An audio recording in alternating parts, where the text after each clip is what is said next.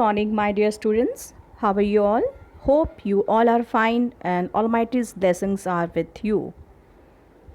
My dear students, last videos we have discussed about the steps, mode and purpose of curriculum evaluation. This video is for curriculum renewal process. This is a very important topic for your paper 8B. By mistake, I have written here paper 7A, but this video is for paper 8B. Please make it correct.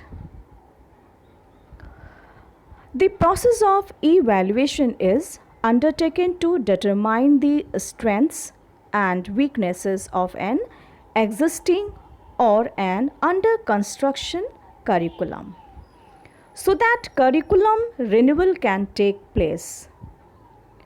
Curriculum renewal can occur with a regular review and reflection process and will focus on addressing specific identified issues. Curriculum development and renewal is a multi-phase process, and they are curriculum design, curriculum implementation, curriculum assessment, and then curriculum review.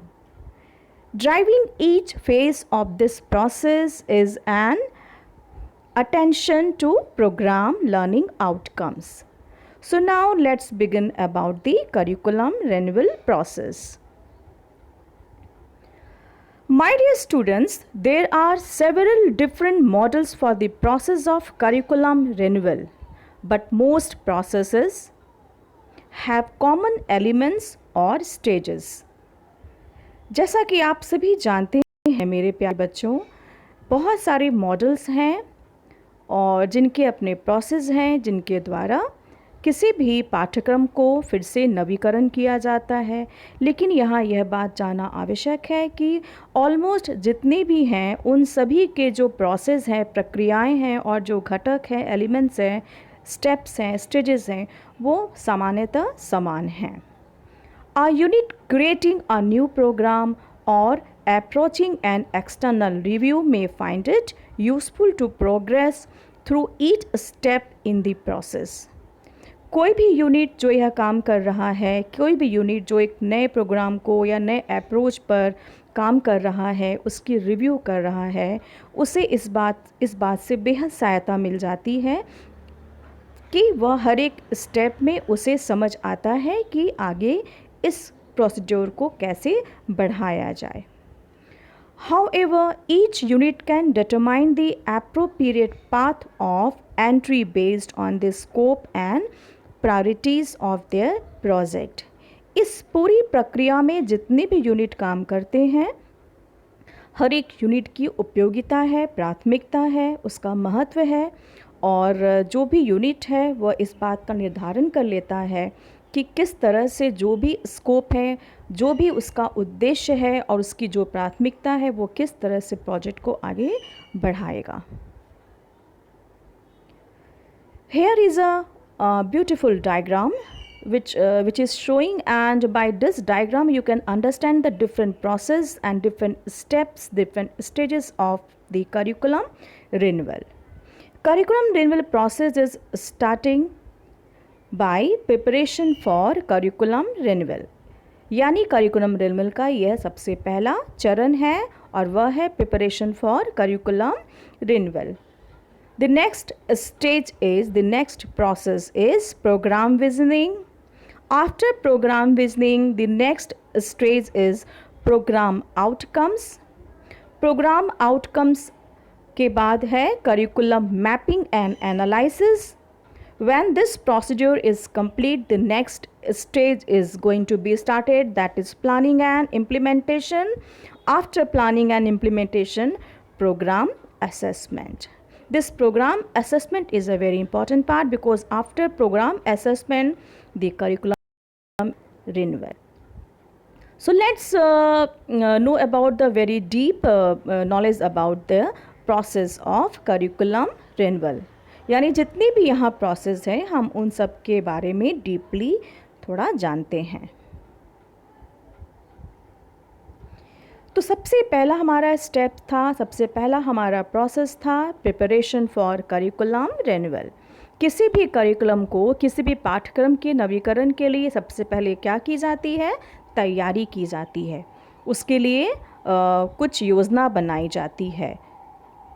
Before a unit begins to make changes to a program curriculum, it's important to consider who and what to consult to determine what changes will improve the curriculum.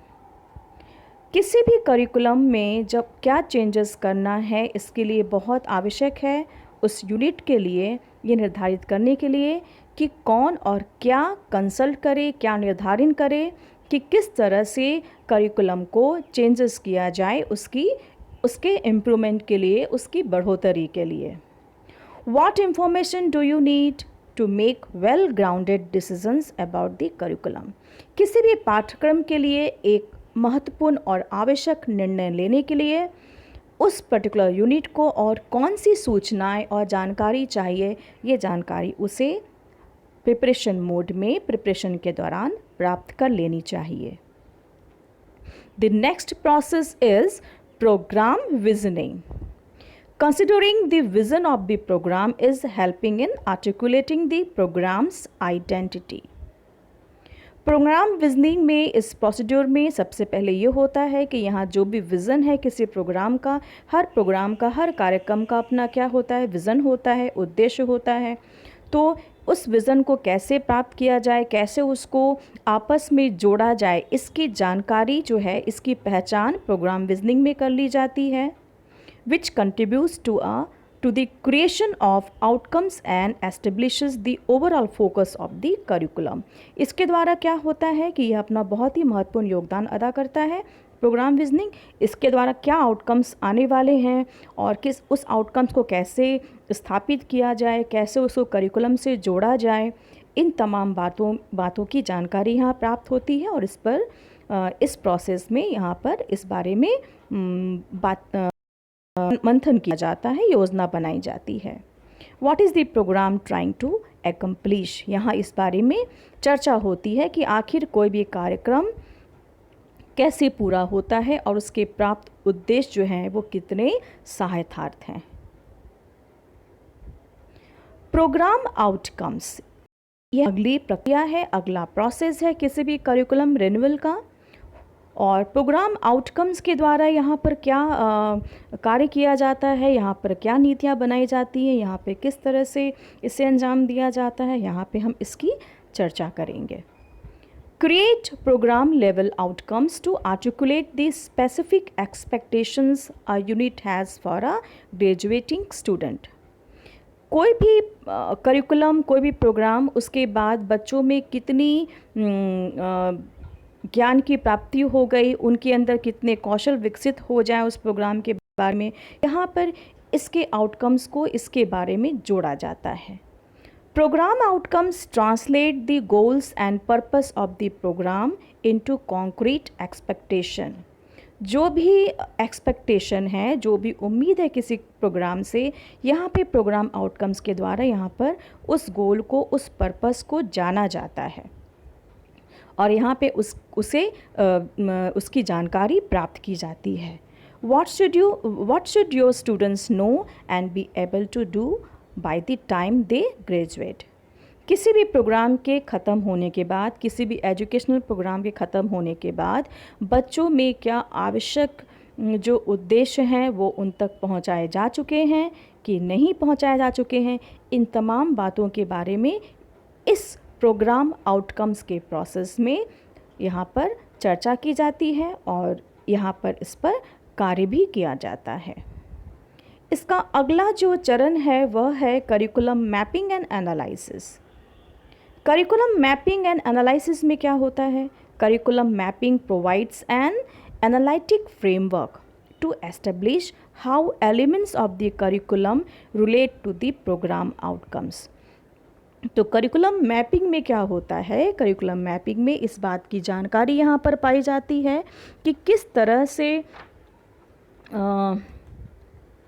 पाठ्यक्रम जो है पाठ्यक्रम की mapping कार्यक्रम के परिणामों से संबंधित पाठ्यक्रम के विभिन्न तत्वों को क्या करती है, स्थापित करती है और एक विश्लेषणात्मक ढांचा भी उस पाठ्यक्रम को प्रदान करती है। What is the programme curriculum currently doing well? यहाँ पे इस बारे में पता चलता है कि क्या कोई भी कार्यक्रम, शैक्षिक प्रोग्राम जो है वह अच्छे से कार्य कर रहा है, वो इम्प्रूवमेंट वे में काम कर रहा है। व्हाट नीड्स इम्प्रूवमेंट, और अगर नहीं कर रहा है तो वहाँ पर किस तरह की आवश्यकता है। प्लानिंग एंड इम्प्लीमेंटेशन, आपके करिकुलम मैपिंग और एनालिसिस के बाद अगली प्रक्रिया है, अगली जो जानकारी है वह है planning and implementation. Planning and implementation में क्या होता है? The analysis stage will have revealed areas for improvement in the curriculum which should result in curricular change. तो इस जगह में इस बात का इस विश्लेषण होता है इस स्टेज में, और बहुत सी बातें सामने आती हैं, प्रकट होती हैं, खुलकर आती हैं कि किस क्षेत्र में इम्प्रूवमेंट की आवश्यकता है और कैसे इसके रिजल्ट को या उस चेंजेस को प्राप्त किया जा सकता है। Before planning changes in specific courses consider an overall pedagogical strategy for the programme. और ओवरऑल जितने भी पेडागोजिकल स्ट्रैटेजीज़ हैं, नीतियां हैं, इनका यहाँ पर क्या किया जाता है, इसको कंसिडर करके उस स्पेसिफिक, उस पर्टिकुलर, उस विशेष या उस कोर्स के लिए यहाँ पर जो चेंजेस लाने हैं उस पर प्लानिंग होती है। What changes is needed to make the programme curriculum effective, और वो कौन सी चेंजेस है, वो कौन से बदलाव हैं जिनको लाने के बाद उस अमुक प्रोग्राम, उस अमुक कार्यक्रम में को प्रभावकारी बनाया जा सकता है। यहाँ पर इस पर विचार किया जाता है। इसके बाद इसका जो अंतिम जो पार्ट है वह है प्रोग्राम असेसमेंट, यानी किसी भी करिकुलम के रिन्यूअल के लिए प्रोग्राम असेसमेंट जो है इसका लास्ट प्रोसेस होता है, लास्ट अंतिम प्रक्रिया होती है, क्योंकि इस प्रक्रिया में सारी जानकारी मालूम हो जाती है। Assessment is the process of collecting, analyzing and evaluating information from multiple and diverse sources in order to develop a deep understanding of students' learning within a course, series of courses or program. तो assessment या आकलन के द्वारा यहाँ पर क्या होता है, बहुत सारे डेटा को कलेक्ट किया जाता है, उसका विश्लेषण होता है, उसका मूल्यांकन होता है उस इंफॉर्मेशन के द्वारा। और ये इंफॉर्मेशन कोई एक जगह से नहीं मिलता है, ये इंफॉर्मेशन बहुत सारे विभिन्न स्रोतों के द्वारा प्राप्त होता है, और यहाँ पे इस बारे में जानकारी होती है कि किस तरह से बच्चों को अधिक से अधिक शैक्षिक उद्देश्यों को प्राप्त कराया जा सके। How do you know the program curriculum is doing what it is intended to do? और यहाँ आपको जानकारी मिलती है कि किस तरह से कोई प्रोग्राम जो है वो अच्छे से कार्य कर रहा है और इसमें और क्या चेंजेस होने चाहिए। तो प्रोग्राम असेसमेंट के बाद में कोई भी करिकुलम जो है उसका रिन्यूअल हो जाता है, और जो चेंजेस करने होते हैं उन चेंजेस के द्वारा करिकुलम की रिव्यू होती है, और इस तरह से उस चेंजेस के साथ उस करिकुलम को लागू कर दिया जाता है। उम्मीद करती हूँ यह आपके लिए लाभदायक होगा। इसको ध्यान से पढ़िएगा और इससे संबंधित जो भी आपको डाउट होगा माय डियर स्टूडेंट्स, वो अपने ग्रुप में उस क्वेश्चन को आप ज़रूर डालिएगा। मैं आपके हर एक क्वेश्चन को एंटरटेन करने के लिए तैयार रहूँगी। आपका दिन मंगलमय रहे। Thank you. May God bless you all.